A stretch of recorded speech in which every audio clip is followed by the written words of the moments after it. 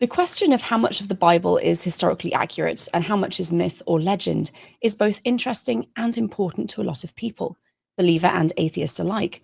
Some insist it's accurate down to the last detail, while others label it as fairy tales from beginning to end. Today, I'll be talking to Dr. Bart Ehrman about how scholars distinguish history from myth within the Gospels of the New Testament, why it's important to do so, and exactly what a myth is anyway. Welcome to Misquoting Jesus with Bart Ehrman, the only show where a 6-time New York Times best-selling author and world-renowned Bible scholar uncovers the many fascinating, little-known facts about the New Testament, the historical Jesus, and the rise of Christianity. I'm your host, Megan Lewis. Let's begin. Good morning, Bart. How are you today? Yes, I'm doing well. So we're recording this on January 1st, and I had a reasonably sober evening, and so I'm doing pretty well this morning. How about you? How are you doing? Similarly sober. I was lamenting about the fact that we're very boring people in this household. We eat well. Neither Josh nor I drink an awful lot, and we go to bed early because, well, everyone will know we have many small children and they wake up so early in the morning. Yeah. Well, the deal is, it doesn't matter if you're boring to other people. The matter is whether you're happy and content. That is true. And I will say we are both things. Yeah, so, there you go. I mean, the Greek philosopher said, man, that's the whole point. Eudaimonia, be well contented with your life. That's the key. Perfect. Well, Josh spent a lot of the evening building a fort in our living room for the children. So I was cooking, which is rare. Normally he does the cooking. I was cooking, he built a fort. We all sat down and watched a movie. Children ran around. It was a really lovely evening, actually. That sounds great. Sounds great. Yeah, right. That was good. And I know we're a little bit late, given that this is airing a couple of weeks after, but happy belated New Year to everyone. Yeah. And we are going to be talking today, as I said, about how to distinguish myth from history in the Gospels. Before we get to that, I have a couple of reminders. Our bonus segment, there we go, that's the word, bonus segment today is listeners' questions. We're trying to get through as many of those as we can. We are also going to be talking briefly about the course that is coming up taught by Hugo Mendez. This will be your last chance to join it live, which is an introduction to the New Testament.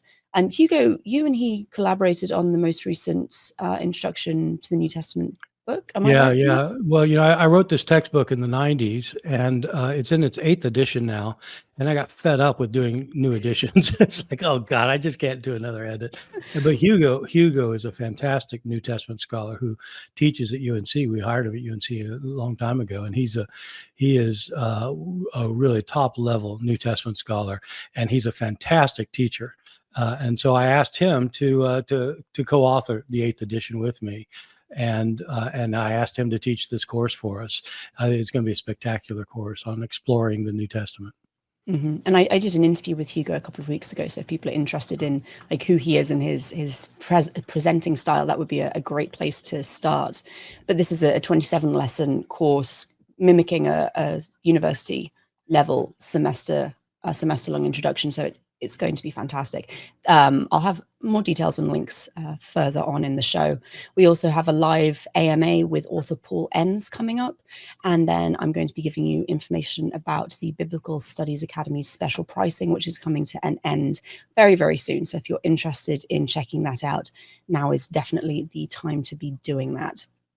But before all of that, we're going to talk about myth and history and the Gospels. And I wanted to start by asking, when you were a Christian, did you view the Gospels as historical? And when did you really start to consider that they may actually be something else? Well, I suppose like everyone else who grew up in a Christian household, I just assumed the Gospels were historical from the time I'd heard the term gospel. And I continued with that view through high school. I had my born again experience, went to Moody Bible Institute. I certainly thought they were completely historical then, and through my entire undergraduate career, and the beginning of my master's Princeton Theological Seminary. And so I had always assumed that they were historical. And I was one of these conservative evangelicals who wanted to prove that everything about the faith was true. And so I was interested in Christian apologetics. And so I spent a good bit of time trying to prove that the New Testament had no mistakes of any kind, including historical mistakes in the Gospels. And so I suppose I held that view until probably my third year in my master's program, when I started realizing that it was a problematic view. Was there a particular turning point or conversation or class that you experienced that made you make that switch, or was it more of a gradual transition?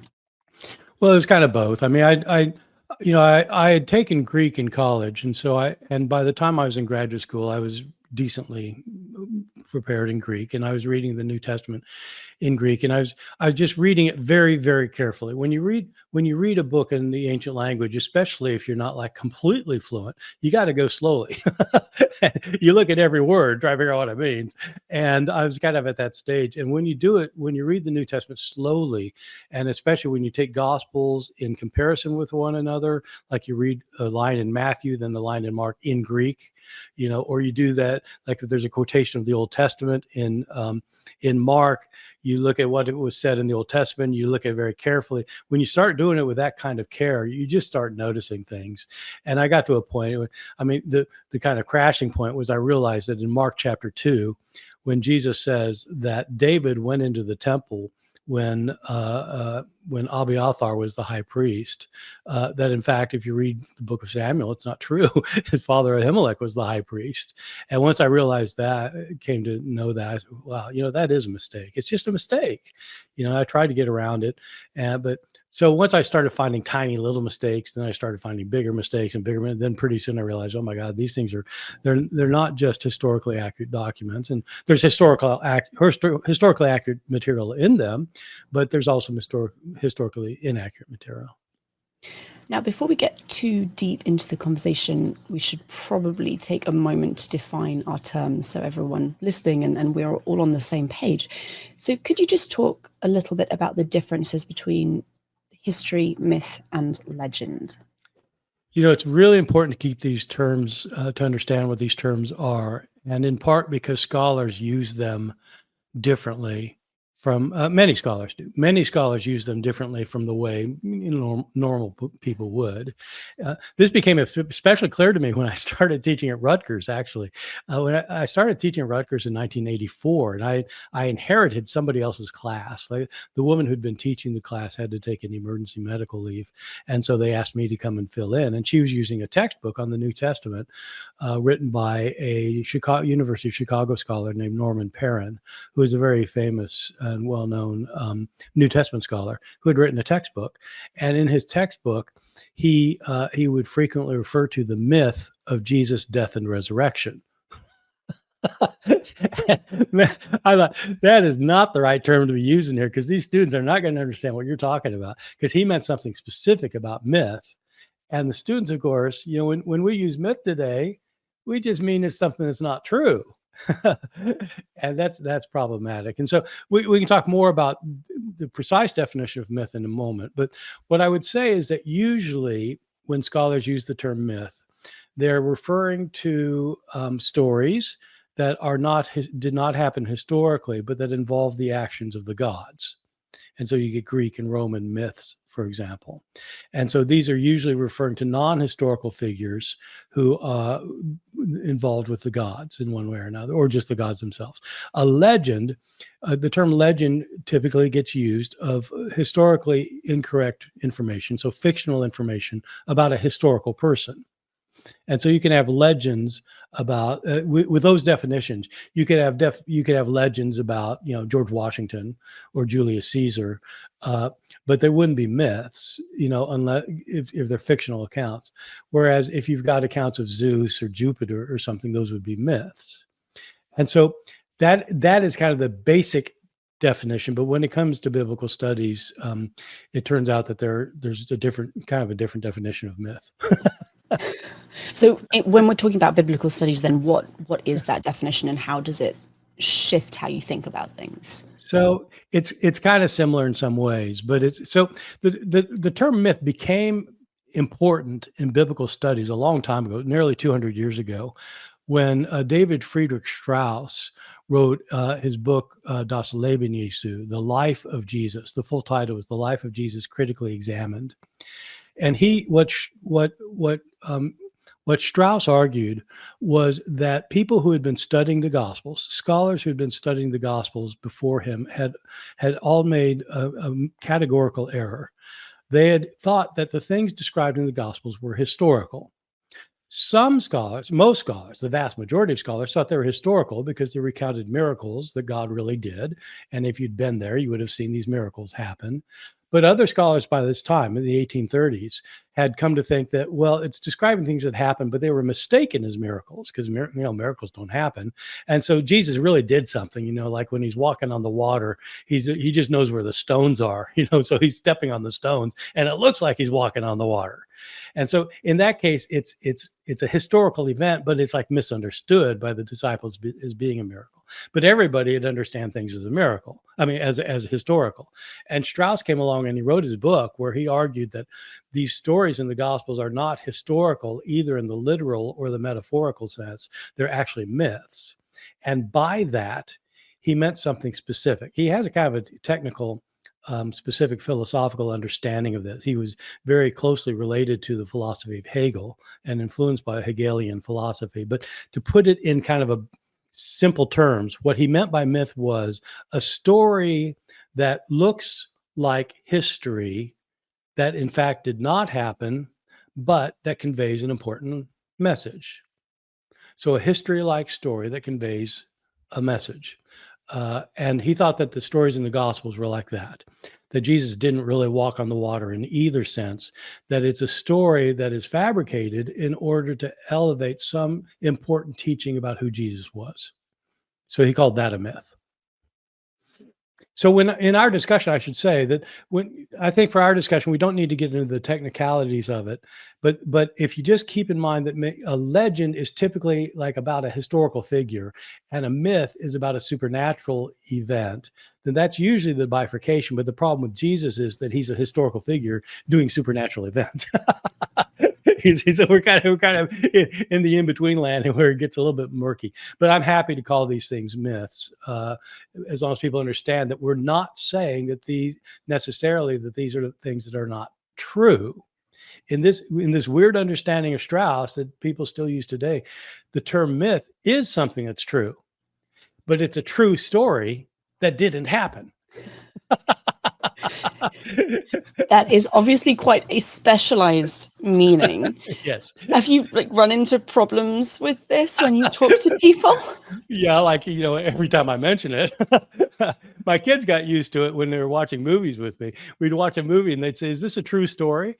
And I'd say, "Yeah, it's a true story." Then they'd squint their eyes. They'd say, "Oh, no. Did it happen?" I said, "Yeah, no, it didn't happen."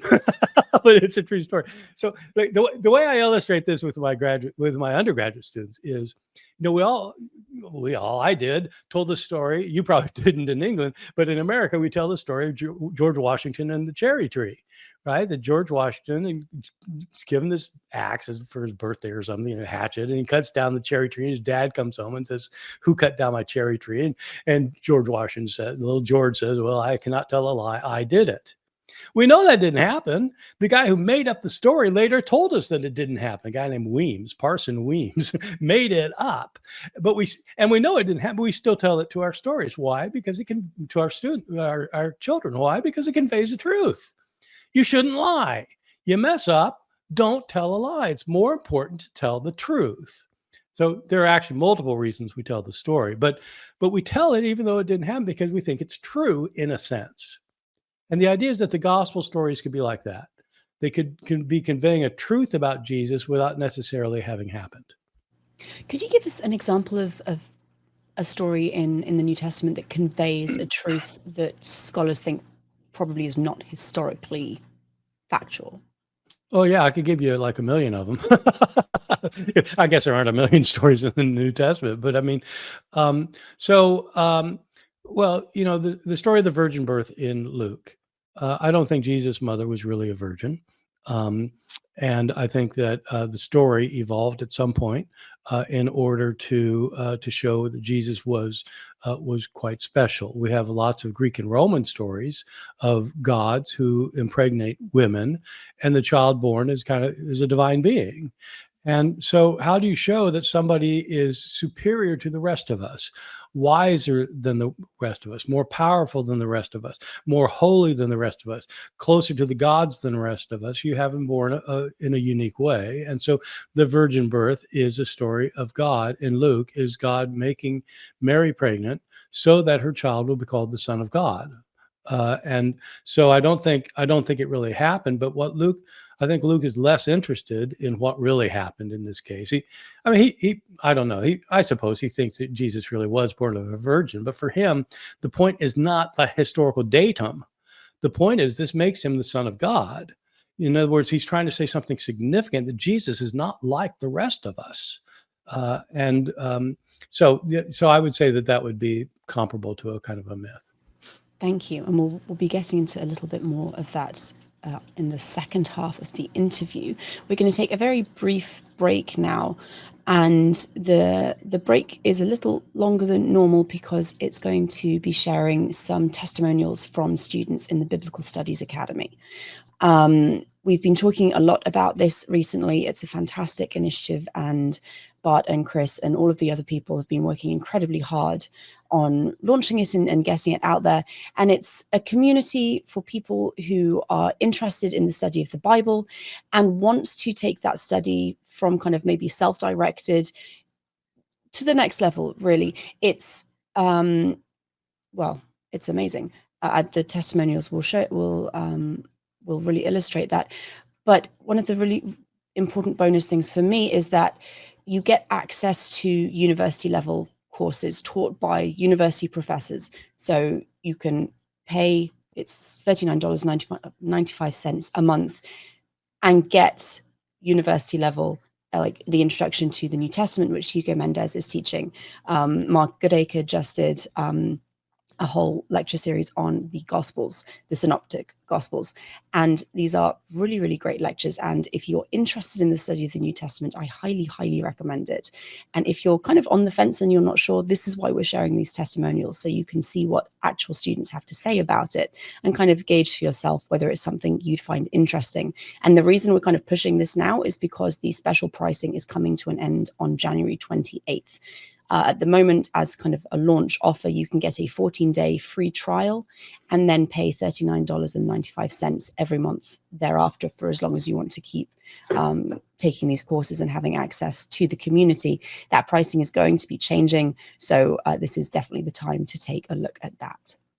Can I just say, Megan, can I just say that, you get all of all these courses that I've done on biblical studies, you get them all. You pay this amount monthly thing, and you have this community where you get to talk with people and chat and do events together, as you'll see from these testimonies. It really is a good thing. The BSA is a constant source of inspiration and motivation compared to studying on my own. Once I heard that this was starting, I knew I had to be a part of it. It's been phenomenal. I really wasn't sure what I was getting into because I'm not a biblical scholar, and I am so glad I did. It's called the Biblical Studies Academy, or BSA. It's an online learning platform that offers comprehensive biblical scholarship training inside of a members-only community. In the Biblical Studies Academy, you'll get access to interactive courses and a vibrant online community where you can discuss with others, ask questions, and get feedback from experts. The courses are great, and there's a lot of things included, but what really amazed me is how great the community is. They've got a sort of a social media type thing, but it doesn't feel like social media. Let me highlight the value of the BSA. Everyone who's a member will receive 3 university-length courses every year. Along with all of our courses in How Scholars Read the Bible series that we've already recorded, plus 2 new ones every year, along with a monthly webinar with me called Bart's Spotlight Series. Everyone in the BSA will get all of that. The questions that I want to engage with about the Bible, about history, are generally not good topics for acquaintances at cocktail parties or often even friends and family. So it's great to know that everybody that's there shares my curiosity, even when they don't share my exact background and beliefs. But what I really appreciate is your genuine and respectful engagement. There is no condescension, just thoughtful and meaningful dialogues. And the other bonus is the book club. I love the book club, and it is very interactive. And again, I'm just enjoying the people. The value of this entire package would be $2,700, but we're not going to charge that. We are offering it for $39.95 a month. This will give you access to the Synoptics course and everything else inside BSA, including all its other courses, community features, and live events. It's really quite fantastic, and it's not going to be matched. I finally have the right space for these discussions in my life that nowhere else serves. I'm loving it. It's a wonderful opportunity both to learn from others and to learn from scholars. If you sign up before January 27th, that's only for $39.95 a month. The price will go up after January 27th, so be sure to sign up before then to get that lower rate. You can also sign up for a 14-day free trial at bartehrman.com/BSA. So before our break, Bart very kindly defined exactly what legend and myth is, the differences between them, and then went into some detail about how biblical scholars define myth, which is a little bit different to how the rest of us might do. So that was really helpful, given that we're talking about the study of the Bible. I wanted to start this second section by asking really when Christians began to view the Gospels as something other than historical. Did this start with Strauss, or is this something that goes back a little way? So it goes back before Strauss, but it doesn't go way back. So I think throughout history, Christians read the Gospels and simply assumed that what they describe it was what happened. Starting from the earliest readers of the Gospels, I imagine the Gospel writers themselves thought these things actually happened, and on all the way through the Middle Ages. It's really only in the Enlightenment, starting in the 1770s, when it begins actually with English deists in the 18th century who started questioning the historical veracity of the Gospels, and then it hit New Testament scholarship in the 1770s.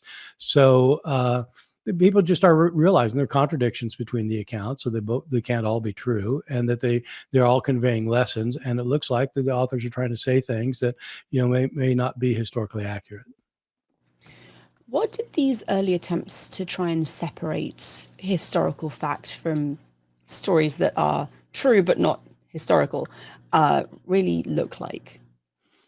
Well, there was a lot of assertion and a lot of kind of inference taken from the readings, so that there hadn't yet been developed any kind of serious historical criteria to differentiate between fact and fiction in the Gospels or most any place else. I mean, this is all going on when the sciences are starting to develop methods where you don't presuppose your conclusions, where you actually do experimentation in order to find what actually is reality in the natural world. And that then hits the historians, not just biblical historians, but historians generally, when you're trying to figure out what actually happened given sources that have discrepancies between them and that have other problems. And so while history is developing as a discipline, you have biblical sciences developing as a discipline. And this is an age, unlike ours, this is an age when biblical studies was a major part of university curriculums. And so this isn't, it wasn't like a marginalized little thing within a small group of religious studies scholars like it is now. It was like one of the major things in universities. And so the developments in biblical studies affected other fields as well. But so basically we're talking about end of the 18th century into the 19th. So what then are the criteria for deciding whether a story is historical or not?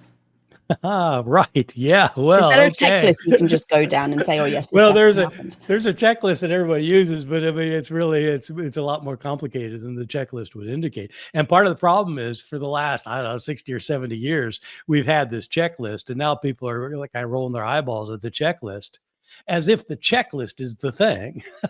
So I'm sorry if that sounds confusing, but like the way biblical scholars approach the gospels, if they're being critical scholars, so they're bracketing any religious beliefs they have.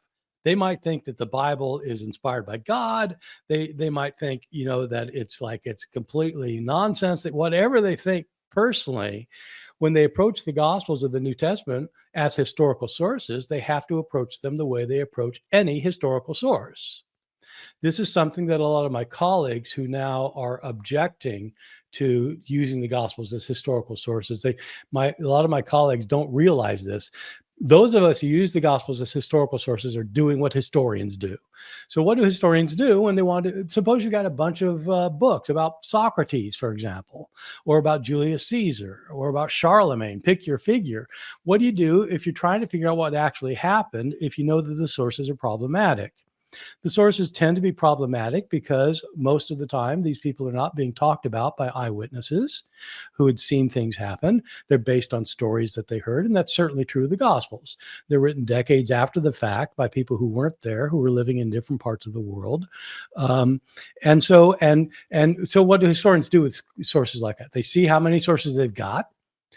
They use every source imaginable. They throw everything in the pile. They don't presuppose that anything is better than another. And so you don't say, well, the Gospel of Matthew is obviously accurate, but the Gospel of Thomas is obviously not accurate. No, I mean, why would you say that? You take all of the sources, you put them together, and then you try to figure them out. Which ones are the earliest?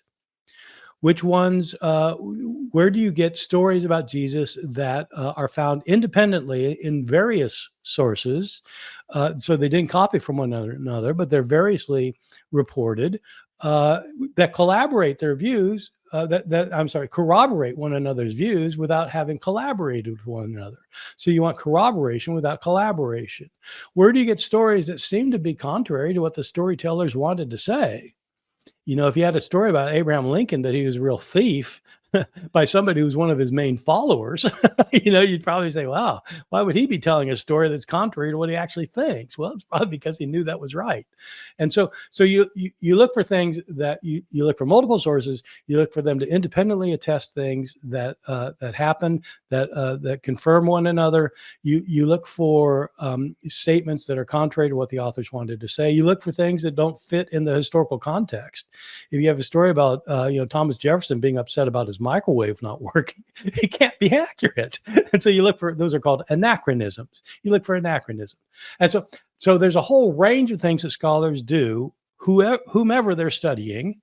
And that's what scholars do with the historical Jesus. It's just that scholars have come up with a checklist of 3 items, and people don't like the checklist. Has this methodology changed a lot over time, or has it been relatively consistent? No, it's changed over time.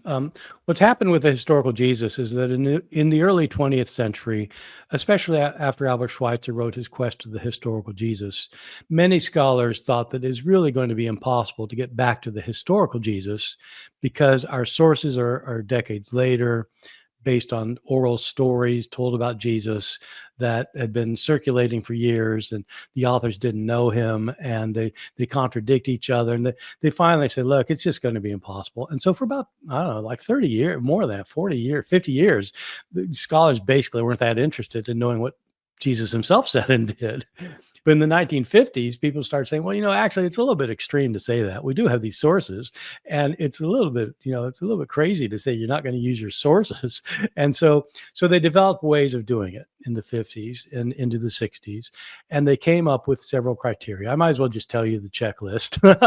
So what sometimes people say that the major criteria are, first, you look for multiple independent attestation. So you want many sources independently reporting something that Jesus said or did. They're independent of one another. And then no one of them made it up. And so the story has to go earlier than that. And so that's better to have, if you've got 5 sources told parables about seeds, that's good. because it suggests, well, independently they all know this. Okay, you look for things in the Gospels that seem contrary to what gospel writers or people telling stories of Jesus would have wanted to say about him. And so, for example, if you have a story about Jesus being baptized by John the Baptist, would the early Christians make up a story about Jesus having a spiritual authority over him, that he was inferior to John the Baptist, who baptized him? Well, of course they wouldn't make up a story like that. That's the reasoning. And so that's called the criterion of dissimilarity. If you've got sayings or deeds of Jesus that are dissimilar to what the early Christians would have wanted him to say or do, then those at least are probably historical. It doesn't mean that if something's similar, it's not historical, but it doesn't mean that you've got some stuff in there that it's really hard to imagine Christians making that stuff up. So you got those two things. You also looked for anachronisms. And so like if something can be fit in a first century situation in, early first century Galilee, sayings of Jesus, if you have sayings of Jesus that don't fit into that context, like later sayings in Gnostic Gospels, for example, then probably, they're probably not original. So you kind of go through these criteria, and then you make your judgments. When you're going through these criteria, and I'm thinking, if you've got multiple texts and you're trying to work out what actually happened, how do you tell if sources are independent of one another or if there's some relationship and reliance? This is a prior question that many people don't kind of grasp. But even before you start talking about whether the sources are reliable, you have to determine when they were written, where they were written roughly, and were they reliant upon each other. And so the one of the things that Mark Goodacre talked about a lot in his recent course for the Biblical Studies Academy thing, that semester-long course, was called the synoptic problem. It's the problem of you've got Matthew, Mark, and Luke that all have so many of the same stories, usually in the same order, the same sequence, and a lot of times in the same words. So how do you figure out that without somebody copying somebody? Well, it couldn't have happened unless somebody's copying somebody. And so the synoptic problem is figuring out who copied whom. And with that, so apart from what happened or historical or anything else, on other grounds, you try to establish which sources are independent. And for most scholars, there are debates about all of these things all the time. But the majority view continues to be that Mark was the first gospel to be written, and that Matthew and Luke both use Mark. So that if there's a story in Matthew, Mark, and Luke, those are not three witnesses to the story. That's one witness to the story. It comes from Mark. But if you've got a kind of story in Mark that is not in Luke and Matthew, you don't have that story in Mark, but you have a similar story in Matthew and Luke, then, well, they didn't get it from Mark. If they've got it in common, like if they got a saying of Jesus in common, not in Mark, well, they didn't get it from Mark. So wherever they got it from is independent of Mark. So that would be two independent sources. And so the Q source, which people continue to think is a source for Matthew and Luke, that'd be an independent of Mark. The Gospel of John, did it use the synoptics for its materials? Well, most of the synoptics isn't in John, and most of John isn't in the synoptics. And when they do share stuff, it's almost never word for word, except for like a rare couple of phrases here and there. And so John looks like it's independent. Maybe Thomas is independent. Matthew has his own materials that they call the M source that aren't in any of the other gospels. So that's a different source. That's independent. Luke, we call it M. Luke has his own sources. We call those L for stories that he. So you actually have a good number of sources. You won't have the exact same story in any of these sources, because if you had the same exact story, like word for word, you'd suspect copying. But it looks like they're getting various traditions. And so what you do is you line up these kind of things as trajectories, and you try and trace them back. And if you get a bunch of different trajectories all going to the same place, then that tells you something. Excellent. Thank you very much. Could you give us an example of something from the Gospels that scholars agree is likely to be historical or mostly historical, and then something that is likely a myth? Yeah, well, there's a lot of stuff in the Gospels that is almost certainly historical. There are, of course, people who are called mythicists who think the whole thing's made up. And that is an implausible view in my view and in view of like 99% of us who do this for a living.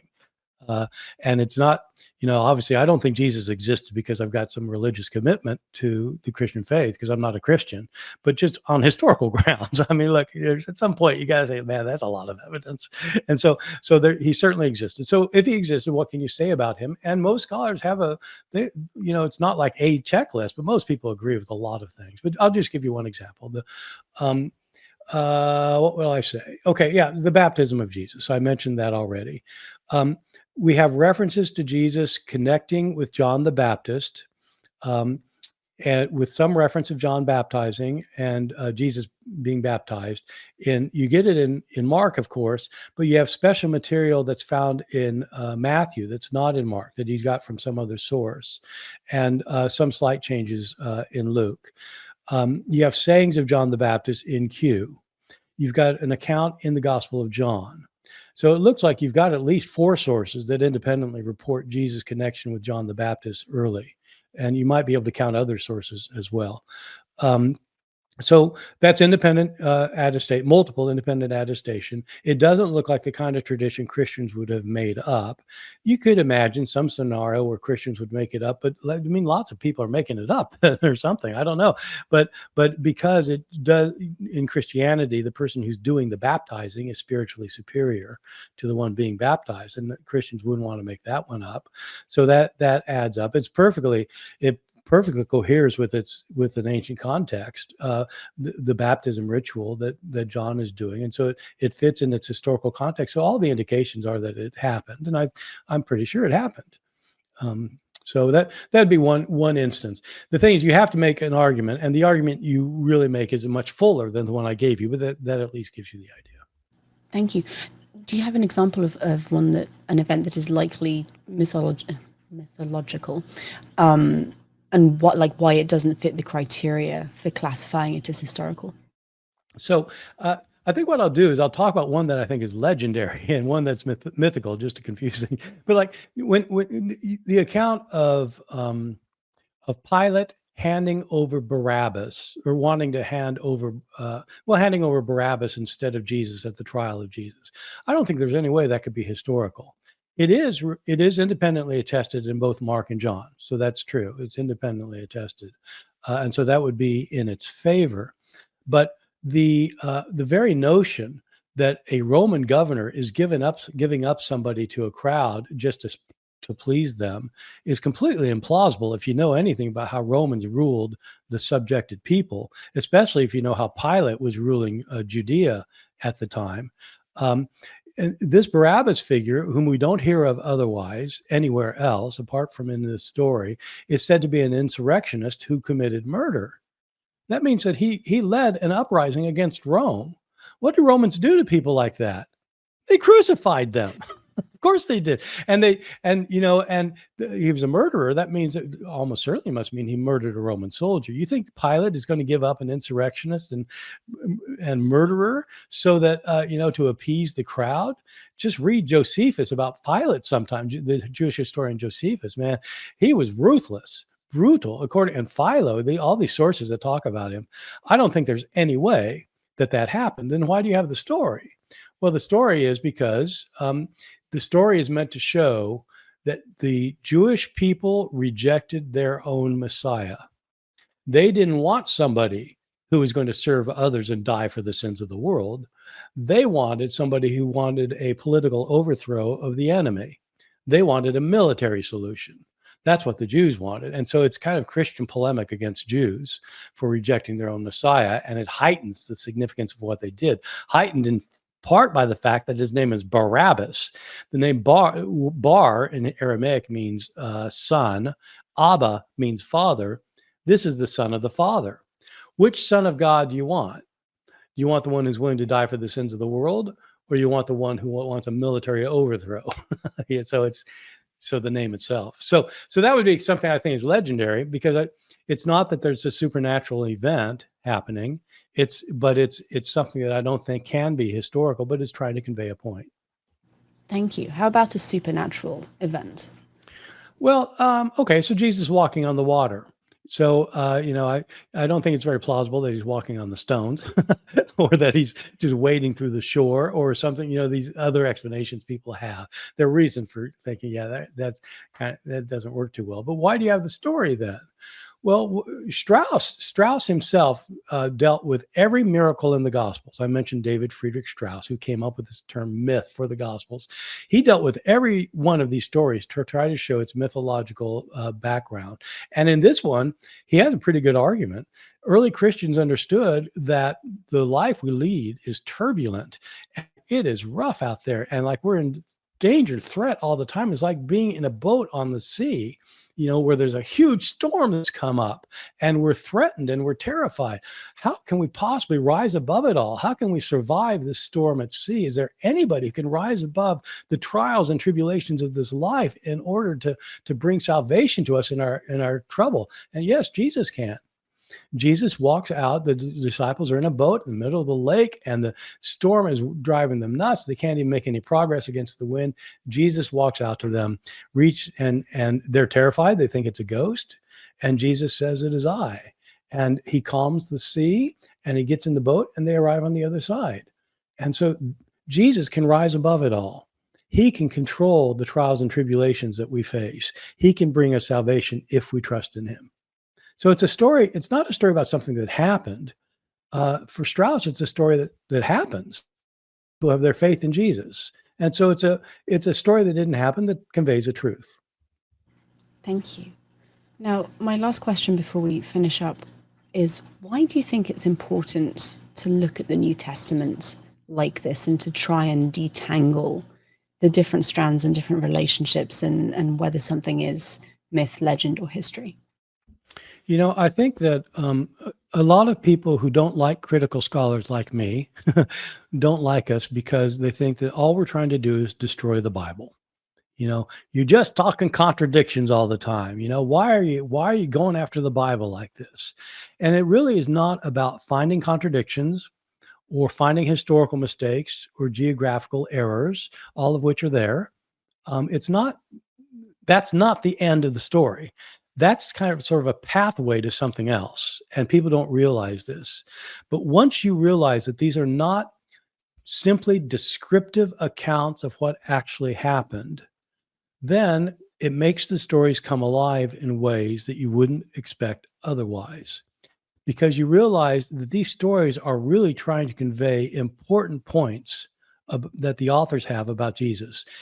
And if you try to reconcile the accounts, so that like if you have a contradictory account and you try to reconcile it so that both authors are like kind of true, you put them together and you get the full truth. When you do that, you're ignoring what each author is trying to say, because he's not trying to give you a descriptive account of what actually happened. He's trying to make a point. So recognizing these kinds of problems, not just contradictions, but just historical errors, drives you then to appreciate the literary character of these stories, and it explodes their interpretation. It makes them so much more meaningful. So it does two things. Finding things that are mythological or legendary in the accounts does two things for us. Number one, it makes us take very seriously what each author is trying to say and trying to read what this author is saying and what the point is this author is trying to make. Secondly, it leads us to develop historical criteria for those of us who are interested also in knowing what really happened. Those are two separate fields of study. The literary study of the Gospels, trying to understand what they're trying to mean, what they're trying to say, how we're supposed to understand them, the literary question, and the historical question. How can we use them to know what Jesus really said and did? Those are two separate things. And I think it's really that you only realize they're two separate things when you realize these are not objective descriptions of the past. Bart, thank you so much. That is all the time we have for our conversation today, but we have some upcoming events to tell you about, and then we have our listeners' questions, so please stick with us. Welcome to our upcoming highlights and events segment, where we catch up on Bart's courses, community updates, and all the latest news from the Biblical Studies Academy and beyond.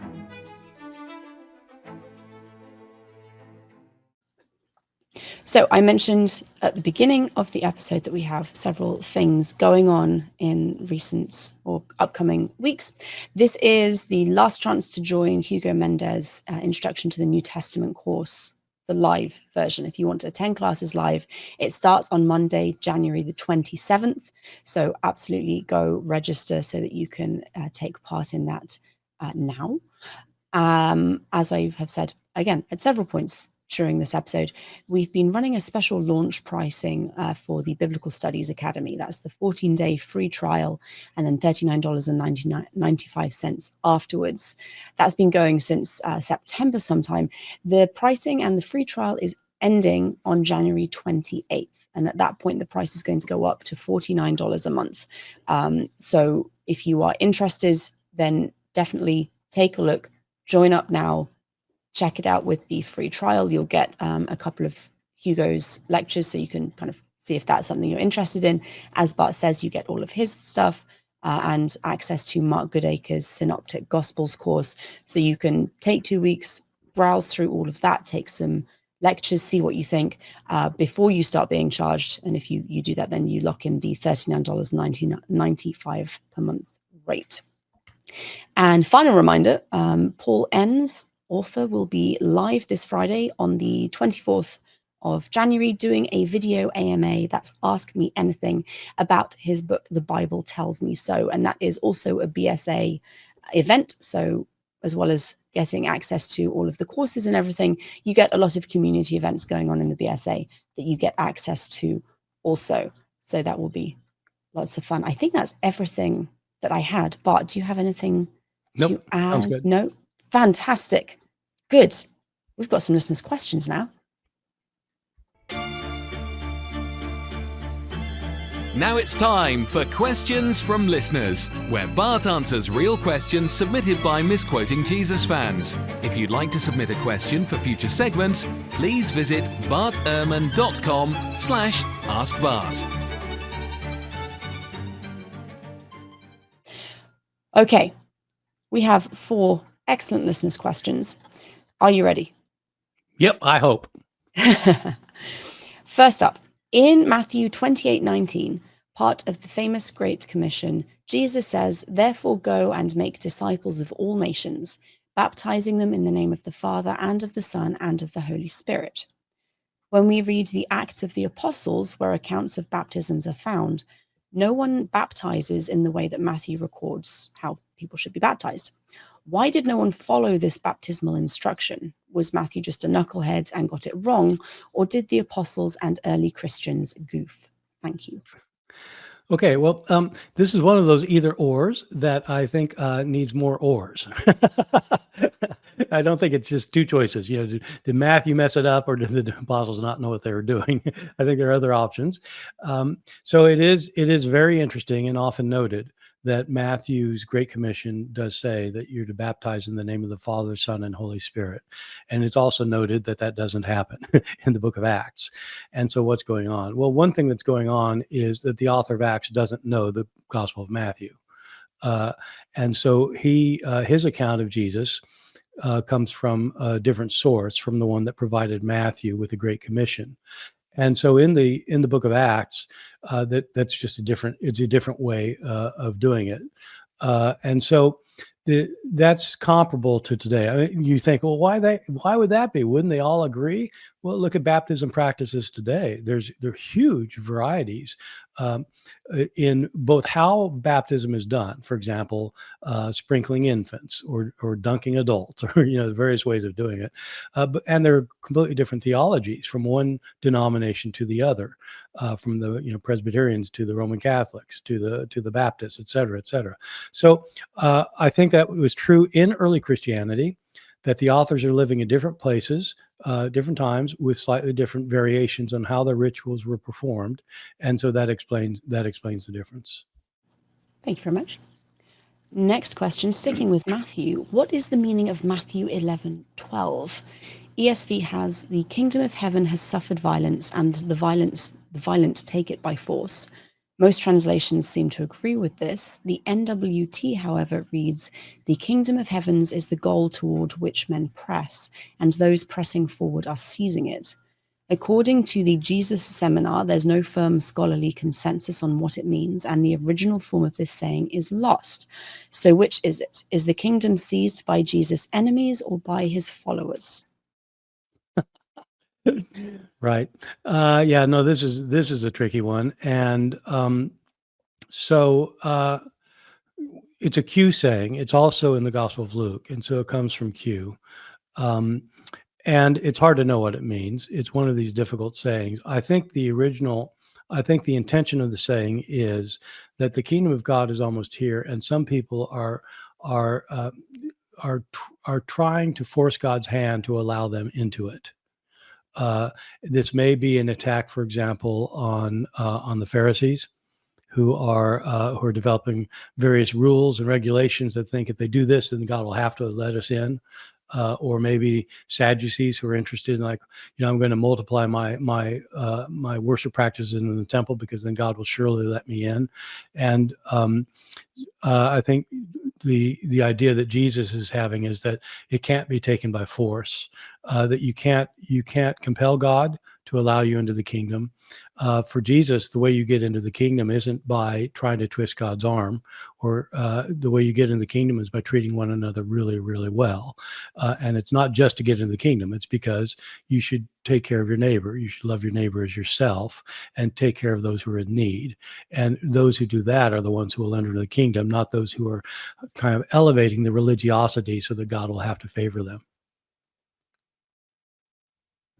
Thank you very much. Next question. If the Christian thought is that the soul is eternal and when we die the soul goes to heaven or hell, why the resurrection of the dead and the last judgment? Hasn't the judgment already been made when we die?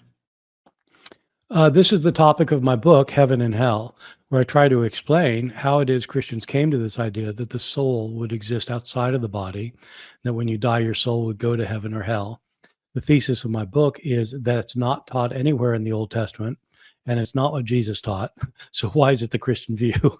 And so, and it's tied directly to what this person's asking. How does that relate to the idea of a resurrection? The idea of a resurrection of the dead, where bodies are brought back to life at the end of time, either to be rewarded with paradise or to be ruthlessly destroyed for all time. That idea is an early Jewish view related to the rise of Jewish apocalypticism a couple of hundred years before Jesus. Jews broadly did not think that the soul and the body were distinct entities that could exist independently of one another, that when one died, the other died as well. It is like the breath. When the person dies, the breath doesn't continue. The breath doesn't go somewhere, it's gone. And that's what the soul was for most ancient Jews. So they thought the only way to exist in an afterlife was if the soul went back into the body. And that's the doctrine of the resurrection.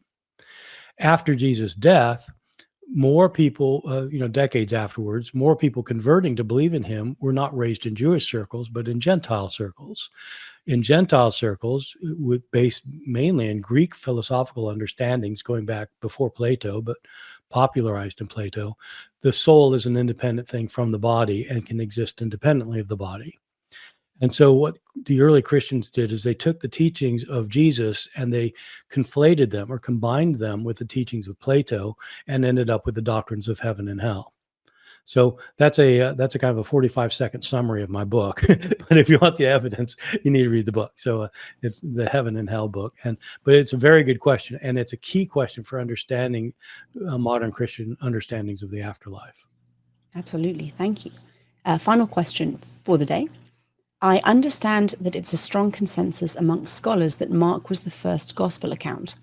How was that determined? Is it that the oldest manuscripts found are those of Mark, or is it based on grammar or writing style or something else?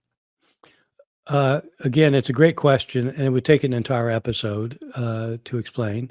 I know people who teach like weeks on this thing in their undergraduate classes. But it's not because of the manuscripts. So it's a good guess, but it's not because the earliest manuscripts of Mark. The date of a manuscript has almost no bearing on the date of the composition. And so if two books are written at the same time, you might have one of them might be represented in a manuscript from the 4th century. Another might not be to the 12th century, but it has no bearing on, it's just when the manuscripts were made. So it's not that. It's not so much writing style, although that does figure into it. There are complicated arguments that try to figure out who copied whom between Matthew, Mark, and Luke. And there are several arguments that are known as arguments for Markan priority. They're kind of complicated arguments.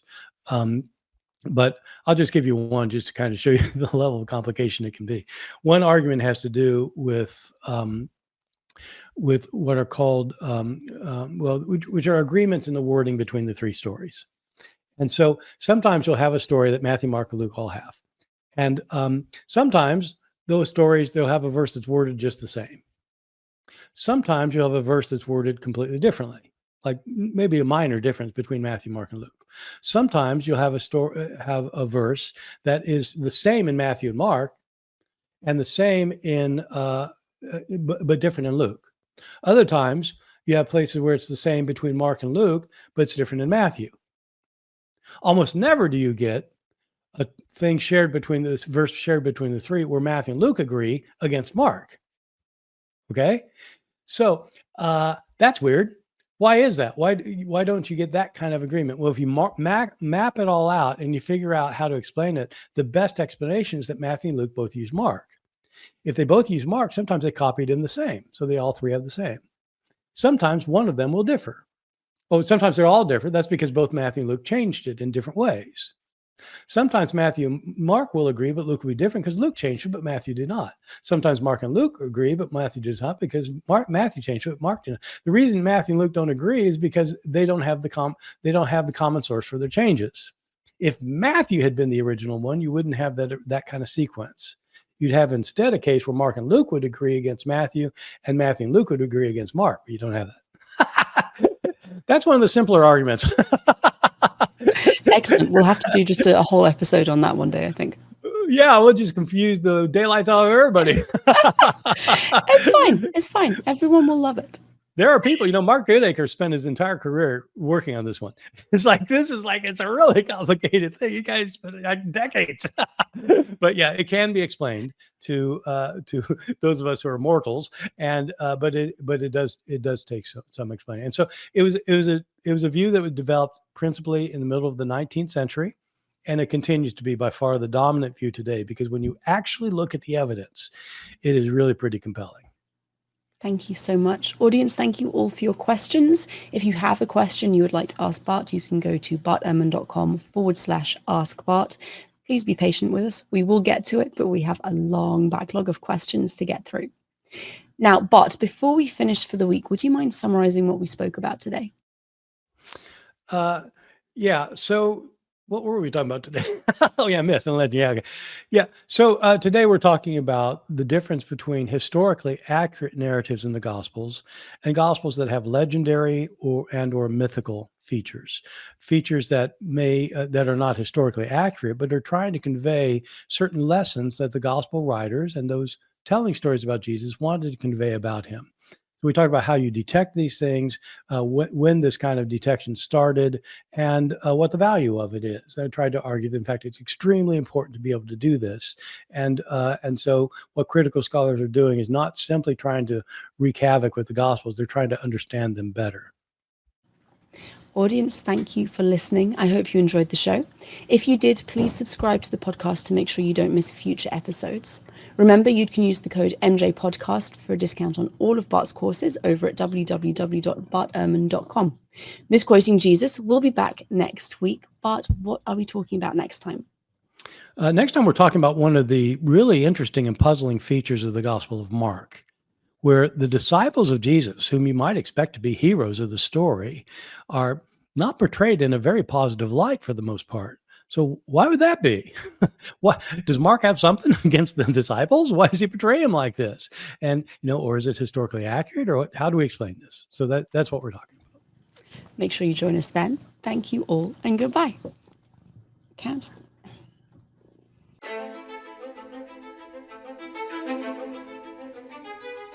This has been an episode of Misquoting Jesus with Bart Ehrman. We'll be back with a new episode next Tuesday.